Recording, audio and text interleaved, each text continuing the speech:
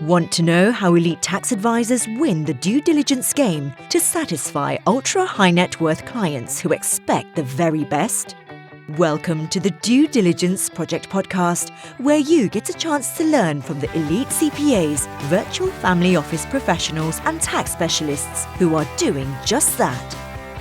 We'll uncover their insider secrets on how they are dominating their competition, vetting new ideas, and supercharging their due diligence process to deliver extraordinary results. Bringing his 25 plus years of experience with top tax professionals across the country, please welcome your host, Alex Sunkin. Hi, and welcome to the Due Diligence Project podcast. We have a very special guest, Herman Cardenas. He is an elite real estate developer. You are not going to believe the kind of results he produces for his investors. But before becoming an elite real estate developer, Herman's a very successful technology business owner. He has successfully sold companies to GE, Microsoft, and Clear One. So how many successful real estate developers have successfully sold companies to Microsoft, GE, and Clear One? I know of only one. And today we're going to jump inside Herman's mind and really identify how he does due diligence, how he went from being a leader in technology to being a leader in real estate development. And Herman has a very, very unique position. He is the only group, a real estate development group, a real estate group that just does real estate investments that the due diligence project has successfully completed the vetting process on and recommended to our community of over 200 CPA firms, family offices, and law firms out there. And our clients, investors, absolutely love investing with Herman. So today we're going to find why that's happening, how he got started in it, and really how Herman does due diligence to create these incredible results. So Herman, welcome to the Due Diligence Project podcast. How are you today, my friend? Good, thank you. Yeah, it's great to be here. Thank you for the invitation. Oh, my pleasure. And of course, we're recording this, hopefully towards the end of the coronavirus situation. We don't really know where we are in the timing of it, but it really it reminds me of when we first met, Herman. And you were looking for sophisticated tax planning solutions. We helped you find one that's amazing for you, but then ultimately it led us to finding you and having a conversation. One of the questions I remember asking you is, how are your real estate projects going to do if there's a global economic collapse? And we talked about that for 45 minutes, maybe more. And the answer to that question, that conversation, is really ultimately what led our community to accepting you and vetting you and allowing you to promote your structures to our investors. And they are so excited that they were able to do that. Whereas a lot of real estate investments, a lot of commercial real estate investments don't look very good right now, right? Investing in commercial, corporate structures, non-residential structures, those things are in trouble right now because of what's happening in the world. So let's get into your due diligence, how you got started, and how we even got here. So, all right. Welcome. Well, thank you. Let's see where to start. I think even before the due diligence, you've got to have the right direction, the right mindset for realtors. I think a lot of developers pursue projects to chase the money. They're always looking to jump on the bandwagon of what is selling the best at the time and what region of the city. We don't believe that's always the right case, because by the time you realize that a type of investment or an area of town is hot, it's too late. The opportunity to make the 2X's and the 3X's that we sometimes make when we find land in an area that we develop a sense that it's an up and coming area, and it's on the verge of transitioning. That's the time to invest in those areas. By the time it becomes the hot thing and everybody wants in on it, it's a little bit too late, and we're too high for our taste, for our palate in real estate investments. So I think the assumptions are probably the first thing that you've got to get right. And before we jump into this, tell our audience what type of projects are you identifying? Just and what you're really interested in. And then let's get into why and how you got interested in those particulars. Yeah, so one of the things we didn't want to do is we didn't want to be jack of all trades, master of none. So we picked one area that we wanted to focus on. Doesn't mean we don't develop design projects that don't include other components.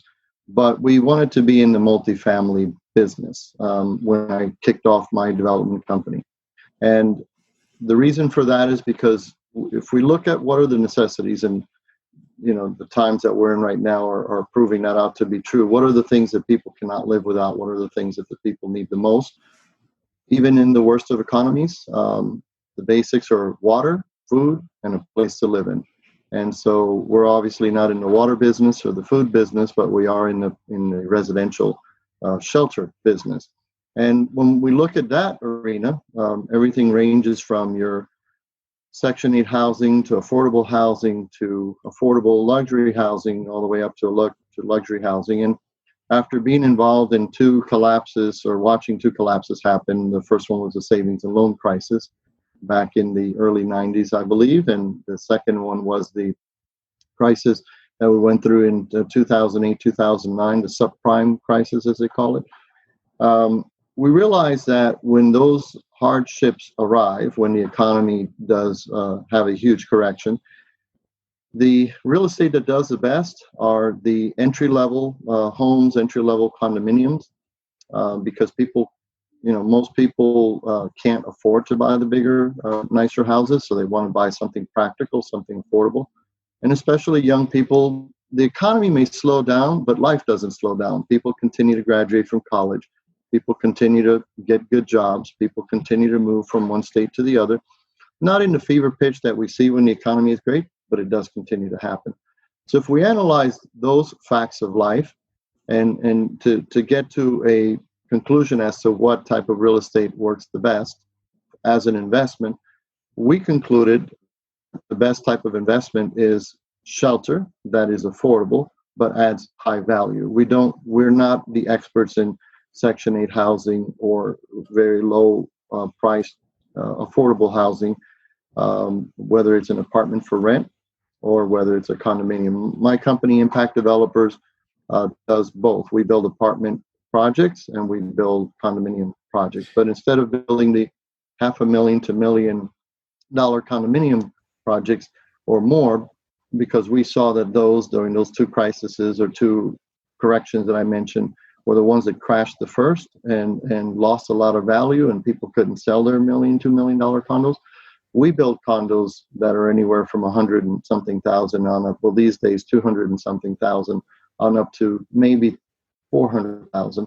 But we keep it on the lower segment of that luxury but affordable market. And the reason why I say luxury is because we actually do spend a lot of time bringing in products, selecting products and designs that are going to attract the market, but still allow us to sell in a very affordable unit. So with the assumptions that people will need shelter and that people will look for the best value and will look for shelter that is affordable when the times get tough, then we begin the quest of finding land that will fit that profile, that will allow us to build a beautiful community, whether an apartment community or condo community. How do you choose the locations? How do you choose the location? Well, so you've shown us how you shared with us why the product, which makes sense. Yeah. Low cost, brand new, luxury. I get it. Everyone wants that, right? Or the majority of people who can afford something like that would want that. Yeah. But then how do you choose location? Because it's location, right? It's always location, yes. So you have to be intimate with the cities that you're building in. I couldn't go into Phoenix, for example, and proclaim myself a successful developer there because I don't live there. I don't know the territory. I don't know how to choose. I don't have the relationships that are feeding me information about what properties are becoming available. So I think you have to pick a city or a state that you're going to focus on, unless you expand it, with your team and you hire people in different territories. We're focused on Texas. Why Texas? We think Texas has its own economy, and we were able to see that during the last downturn because although most states in the country were suffering greatly and crashing, Texas held its own. Texas didn't lose as many jobs as everybody else. Texas was the first one out of the downturn. Mm-hmm. Texas continued to sell houses. We continued to lease up apartments. In fact, one of the reasons why I like apartments so much, especially in Texas, is because although apartments do well when the market is hot, and that's the time to sell them because we can get a 4.25%, 4.5% cap rate even today when we sell an apartment community that is successful. But our apartments actually do better during a downturn because less people move, so our tenants stay longer. Less people buy houses, so they're going to look for nice alternatives. And because we're not building the traditional 3, 4, 5-story apartment buildings crammed with people, dark hallways and garages that are out in the parking lot, instead we're building projects where they feel more like a home, more like a townhome, where if you want it, you have your own private garage and you walk into your home, or you go up the stairs from the garage into your own home. We tend to lease to the people that could afford to buy, but probably are not in a position to buy or don't want to buy. That's our market. We tend to get a lot of empty nesters in some of our projects. And then there are projects that we build, especially near downtown Austin, where we get a strong attraction of millennials, but not the average millennial. I mean, I've been shocked when I look at the financial wherewithal of our tenants and find that, I'll give you an example. One of the last properties that we built in South Austin, I was shocked to see how many people living in our apartment community were making over $100,000. I was even more shocked to see how many people were making over $250,000, and I was very surprised to find that there were people in there making $400,000 to $500,000 a year. Now, how did you choose Texas relative to or Austin area? Is it just because you live there, or you just identified it strategically? That one I have to chuck to right time, right place, because we moved to Texas. I relocated 10 families when we sold one of our technology companies to General Electric and Microsoft. I then relocated 10 families to Texas to start the next technology company, leveraging some of the assets, the intellectual property we had developed with the previous company. And so we happened to have fallen in a great market. Why did we choose Texas? Texas felt like a Seattle to us without the 365 days of rain. And it was very young and vibrant, very strong economy. See, for us, inside the due diligence project, inside the virtual family office hub, I mean, one of the reasons we really stay away from recommending investments is there's just too many risks that we Too many risks that we just can't control. And coming from being a former member of the Board of Trade, Chicago Board of Options Exchange, Chicago Mercantile Exchange, I made markets in the option markets, financial markets, and I learned how to appreciate risk. Because if you don't appreciate risk, it's going to come and bite you. It will eat your lunch. Yeah, absolutely. And so, when we first met you in terms of doing due diligence on your tax planning, and then ultimately led to the conversation, which, by the way, we built you an amazing tax structure, which we're going to talk about a little bit later. Yeah. But it led to us learning about your real estate development. First of all, talk to us about how many projects have you done and what's the worst return your investors have seen? I think real estate, and just to qualify real estate is a very risky business. And so to have been in business this many years without having any bad ones would be unrealistic. But I'd say that, we protect our investors well, and anyone that chooses to invest with us, can do their due diligence, and we'd be happy to let them talk to some of our repeat investors. But what they'll tell you is that in our West project, they broke even. They didn't lose any money. Those same investors have been in other projects where even beautiful downtown Austin towers that just didn't perform the way they were expecting, and they lost half of their investment, or they lost a third of their investment. And we've never done that. We put our profits as a company, and even our fee as a developer, even after investing 4 to 5 years in building a project, and it's only happened one time, but we put our investors in front of our profits, and we didn't make any money on the project either. but we made sure that we made the investors whole. So we love that. We love that because we see the defense is really the key to longevity. Right. There's a lot of ways to make money, and there's a lot more ways to lose that money. Right. And one of the things that really jumped out to us when we were interviewing you and hearing your story was just the defensive thought process that you had. And one of the things jumped out to us was Texas. We're like, wait, Texas is one of the states in America that never had that huge price. Land never did this. It never did this. Nevada did that. Florida did. It still doesn't do this. We'll have little segments. For instance, Austin's real estate has increased, but it still isn't anywhere near the pricing of some of the West Coast real estate or East Coast real estate. So it's moderate. So when you were describing to us, hey, the way I do the projects is I identify pieces of land. We buy the land below value. We can do that in Texas. We have banks come in and finance 85% of the projects.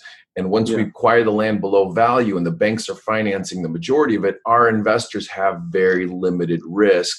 And where because Texas is a place where people are moving there from Illinois, New York, California, all these high taxing states, moving to Texas, creating, mini Silicon Valley outside of Austin, technology, all these different things.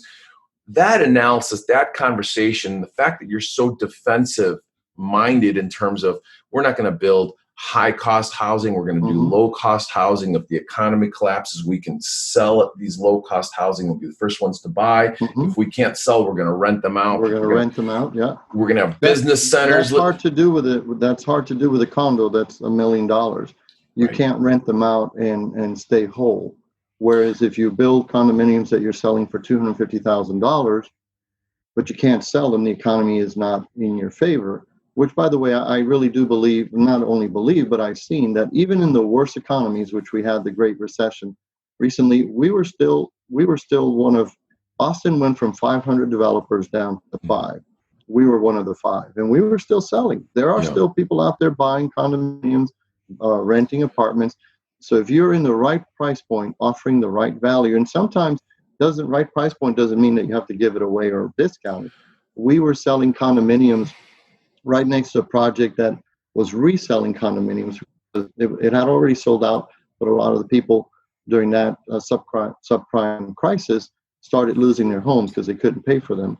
So they were selling them as low as they could, sometimes $30,000 below what we were selling our new condos for. And we were still outselling them 5 to 1. So for every one they sold, we sold 5. Herman, see, I believe that when we go through these difficult times like we're going through right now, in 2008, in 2000, in 1987, all of these crashes, all of these market collapses, whatever you want to call it, they show us the difference between world-class due diligence, world-class preparation, and when people cut corners.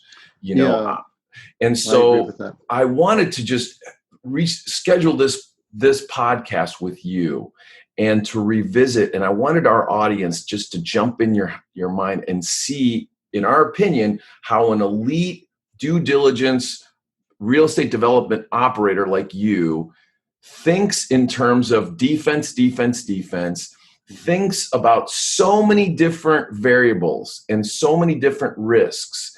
And when you share that story, it really jumps out at me. It's reminding me of our original conversation right now. But then, of course, the results, which is your clients, your investors are happy. You're able to sell and achieve results that competitors can't. And ultimately, I believe it was the work that you did in just designing the project and thinking of things that your competitors aren't even thinking about, because your respect for risk is off the charts relative to what the traditional or typical real estate developers even thinking about. What are your thoughts? One of the differences in our company is that we're not a for-fee developer. There are a lot of developers. Most developers basically do what I do. They conceive a project, they build a project, they sell the project, or not sell the project, they build the project, and they do it for a fee. They do it for someone else. And sometimes they do it for themselves, but they're doing it for fee, for the money that they can make out of the project. we don't build projects for a fee. We build projects for investment. Why? Because when I sold my technology, my last technology company, I had my money in the stock market and saw it go from where it was to 50% devaluation within a matter of weeks. It was pretty scary times. I've spent most of my life building the wealth that I had, selling my company successfully, and then watching that money disappear overnight. And I had no control. That's when I realized that the stock market, although good for some people, is really a billionaire's playground, and I'm not a billionaire. So I decided that I would take control of my own destiny and build a company where I can invest my money and grow my money, which I believe that real estate is one of the last frontiers to build wealth. And so I didn't do it for anybody else. And in fact, for the first few years, I didn't use anybody else's money, didn't raise any money, just used my own money. But then as my company started to grow, and we went from building projects that were $10 million to building projects that were 20 and 30 and building multiple projects per year, we went from building $10 million a year in projects to building over $100 million a year in projects.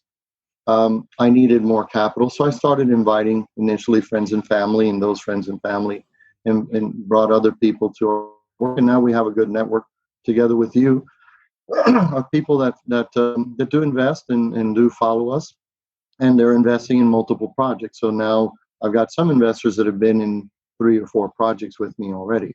So I think the reason for why we look, if I have to be honest, why we protect our investments so much, is it's my investment. This is not about doing this for somebody else and collecting a fee.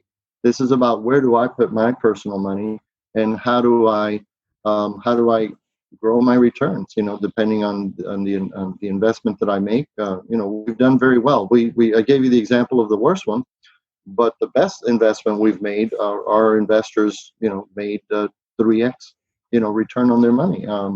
One piece of land that we bought, if I am recalling the numbers correctly, we made 4x return on the money on some land. So your range to investors really is is 0 to 4x. That's the range. That's the worst case is 0. Well, again, 0 is the exception, because that was one case. That was one case of many projects that we've built. But our investors, it depends on the profile of the investor and how much the investor wants to risk, because everything is about risk reward. Our probably lowest risk investment is land, because land is something that you buy, and even if the economy goes bad, you're not maybe going to be able to sell it right away, but the value of the land is still there. And coming out of the economy, Austin saw most of the pieces of property go up and double the value. We happen to be on the lucky side and landed one that was near a big technology campus that was announced, an Oracle campus, and everything there quadrupled in price in that area. So, it's having the nose for the right areas and the right investments, what areas are about to transition, and we were in one of those transitional areas. So our investments tend to do pretty good. And I don't worry about good economy, bad economy. I'm not worried about the impending question marks that are out there right now. What's the economy going to do coming out of the coronavirus? I do know that I'm very happy to be in the investments that we are in multifamily. If I were in retail right now, I'd be very worried. Yeah. If I were in Class A offices, big towers downtown, I'd be very worried. If I owned the mall, I'd be very worried. If I were over leveraged in my real estate investments, because I went out and bought a lot of properties, even apartment communities, but over leveraged, I'd be very worried. But because we build new projects, and there's a lot of ceiling above, what we invest in our projects in terms of the profits that we're going to make. It's a matter of time before we make the profits on the sale. But if a bad economy lasts 3 or 4 years, we're still performing very, very well. And at some point down the line, if the investors want to sell the property, we do, and we do well. So let me give you an example of the difference. Today, we still own the record for the property in South Austin that has sold for the most money per square foot, and one of the highest performing properties in Austin, and meaning that it leased up. When we first started to build that property, even the banks weren't sure that we could perform at the rate that we did. We had projected about $1.52 a square foot for that part of town, and the bank said, no, that's $1.38 part of town. and you might get $1.40, but we just don't see you getting $1.42. So they made us inject more capital in the deal. The average deal, usually the banks put up about 75%. We've got to come up with the rest of the money in equity. Anyway, so fast forward a few years later, and that property, because of the way we built it, because of what you mentioned earlier, we pay a lot of attention to the design. We place ourselves in the project, living in the project, benefiting from the project. And so I think we build an outstanding property with a lot of value. And customers see it, and customers tell us, even the little details of cabinets that, they can't hear their neighbors slamming cabinet doors and drawers, which you typically hear all day long. In the average apartment community, ours are soft close. Floors that, are easily scratched by dogs, and tenants then do bad write-ups on you online, because when they moved out, you charge them $1,000 because their floors were all scratched up. We go out of the way to put in floors that are scratch resistant, so that tenant doesn't have to pay that $1,000 when they move out. Mm-hmm. Plumbing faucets that are not leaking every other day. We invest time in finding the right products. Anyway, as a result, we took a property in South Austin that was supposed to take 18 months to lease up. That's the average. We leased it up in 6 months. Not only did we lease it up in 6 months, but typically during a 6-month period, you might be able to raise rents twice during the lease-up period of a brand new property. We were able to raise our rents 7 times during that same 6 months. See, Herman, as a founder of the due diligence project, when I hear someone talking about due diligence in the level of detail that you go into, it's almost like as a football fan interviewing Bill Belichick. Yeah. I don't know how big a football fan you are, but if I was sitting here, and I'm a big football fan, sitting here listening to Bill Belichick discuss his defense, and how he makes decisions and how he goes in, this is what it would feel like. Except we're talking real estate development and not football. But for me, it's just a pleasure. And to listen to the detail, because I know in our world of CPA firms and law firms and specialty firms, we are focused on due diligence on the tax mitigation stuff. And this is minutia. It is so detailed, and very few people want to. It's got to be. Otherwise, how do you protect the investment? Let me, though, give credit where credit is due. And I appreciate you giving me the kudos. But obviously, even Belichick can't win a game by himself. It's a team. So I'm surrounded by a good team of very experienced people, very good people that I brought together to help impact developers achieve this. Yes, I'm the coach, and yes, I all the focus comes on me when we win a game. But the team is comprised of other good people. We've got a VP of development with many years of experience. We've got a VP of construction with many years of experience. I think the smallest project he had built prior to getting involved with me was maybe a $500 million deal in the East Coast. We've got everything from construction managers, because we're not just investing in the project, we're actually developing it. We're hiring another builder to build it. But even the best of builders, even a $800 million builder is going to have hiccups. And we need to, as a developer, what's unusual about us is that we're boots on the ground. That's how we protect our investments. So a lot of developers are not, and as a result, they get into a big fallout with the builder. They're fighting back and forth. They get into a lawsuit. The bank has to take over the property, and the investment goes to hell in a handbasket. Herman, so it's a whole team of people. Here's an ADD question. How did you get from selling companies to GE, Microsoft, and Clear One? How did you go from there into real estate development? I think a lot of our audience would want to know that one as well. Well, they say that sometimes your hobbies become your best investment or your best businesses. So while I was going to school, I was working as an electrician and graduated electrical engineer. But the problem was I didn't want to sit at a desk and design all day long. So I started doing electrical work for some pretty good companies back in New York, and eventually moved to New Mexico and started my own electrical contracting company.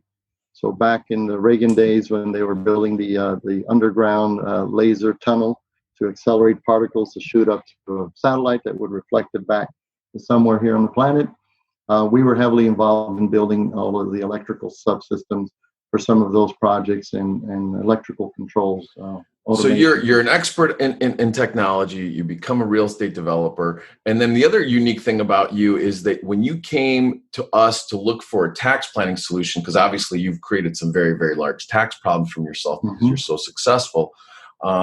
You came to us and analyzed some very sophisticated tax structures that 99% of CPA firms, law firms have never seen before that we educate. But you came in without a CPA and did your own due diligence. It took you quite a long time. I think it was 8 months before you did full due diligence on some sophisticated tax planning and then pulled the trigger.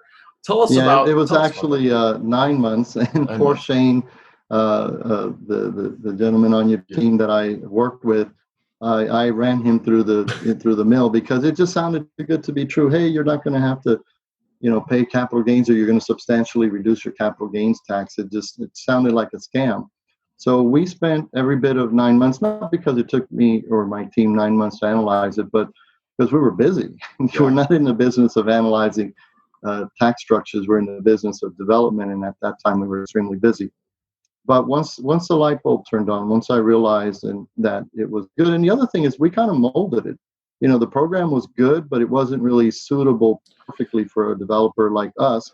And I think we worked together, Shane and I, as a team, and eventually with your group, to kind of mold it to fit well, with how we do business.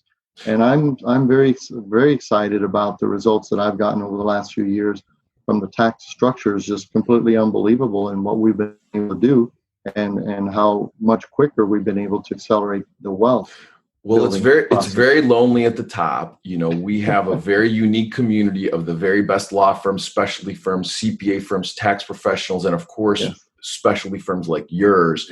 And what ends up happening is a lot of our resources who are best in class in their specialties are so successful what they do, they will utilize our community and find the best tax structures and use the tax structures in their communities to eliminate the taxes that they're incurring from being specialists in our community. So it's very lonely at the top. And of course, best in class resources want to use other best in class resources for their own businesses. So it's been I think it's been a great marriage. It's been a good team. We've worked well together. You guys have saved me a ton of money and my company, and I've been able to involve your investors in some very successful jobs. I'll give you another example of one of the projects that your group has brought investors to us for, and it's a small condo project in South Austin as well. And that project has pre-sold. We're not even done we're finishing up the framing of the third floor now. It's a 3-story condominium building, not very large. It's about 45 condominiums, about $15 million project. But we are 100% sold out. Wow. 9 months before, actually a year before the project was completed, we're 100% sold Herman, out. we have a lot of fun in introducing our investors to you, because when our investors come to us, 99.9% of them come to us through family offices, elite CPA firms with a tax problem, a very large tax problem. They come same type of tax problems that I have. Yeah, the same time tax problem that I have, that you have. So we first eliminate, defer, mitigate as much of that tax as we can. Sometimes it's a very, very significant result. In most cases, it is. And then the tax dollars that we've helped create to eliminate the tax liability, we show them how to invest a portion of those tax savings with someone like you. They get on a plane, fly out to Austin, meet you, and then... Which we encourage. We encourage that. We encourage it too. And I would say 99% of the people that we send your way end up doing business with you, which makes us look good.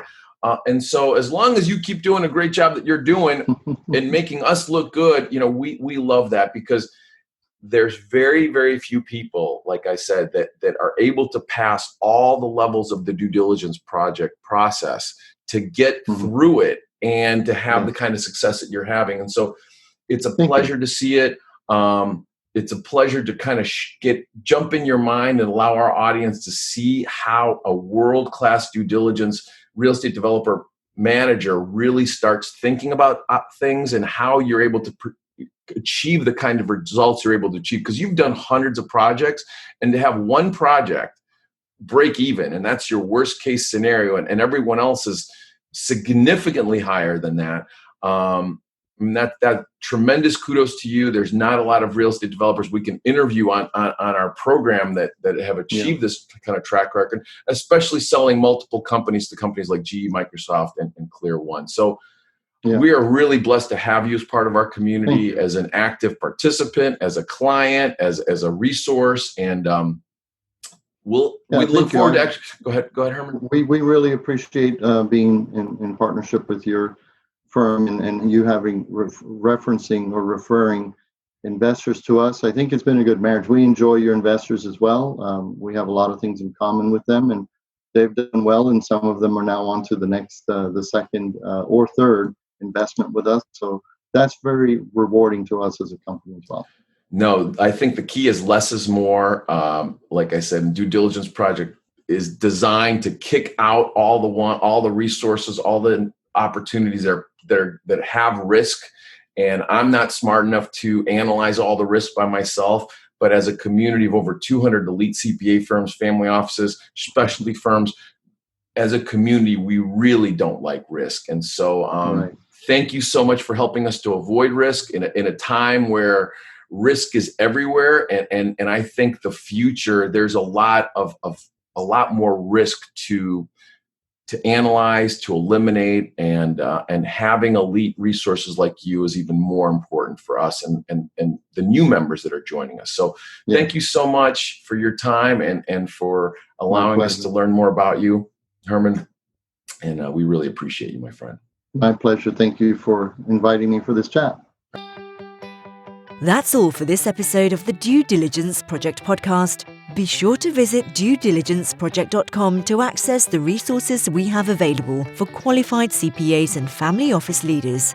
Our mission at the Due Diligence Project is to help you deliver more significance and value to your very best clients while shifting your traditional practice into the firm of the future.